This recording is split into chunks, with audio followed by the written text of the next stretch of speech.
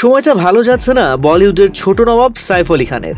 সদ্যই ছুরিকাঘাতের শিকার হয়ে মৃত্যুর সঙ্গে পাঞ্জালো রয়েছেন। হাসপাতাল থেকে ছাড়া পেতে না পেতেই পেলেন আরেক দুঃসংবাদ। পতৌদি পরিবারের 15,000 কোটি রুপির সম্পত্তি কেন্দ্রীয় সরকারের হাতে চলে যাওয়ার সম্ভাবনা তৈরি হয়েছে। আসলে এরকম সম্পত্তি অধিগ্রহণের ক্ষেত্রে 2015 সালে যে স্থগিতাদেশ জারি করা হয়েছিল সেটা সম্প্রতি তুলে নেওয়া হয়েছে।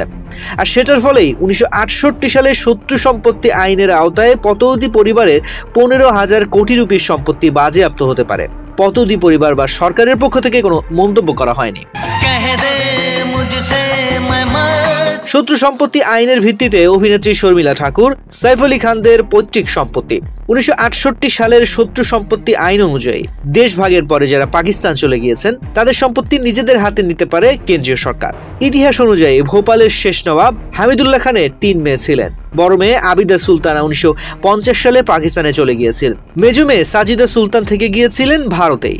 বিয়ে করেছিলেন নবাব ইফতিখার আলী খান পদৌদিকে, হয়ে উঠেছিলেন আইনি উত্তরাধিকারী।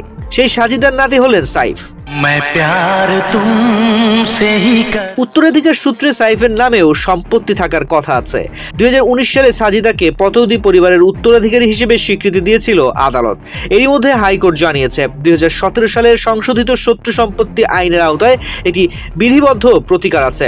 আর সংশ্লিষ্ট পক্ষকে 30 দিনের মধ্যে নিজেদের মতামত পেশ করার নির্দেশ দিয়েছে হাইকোর্ট।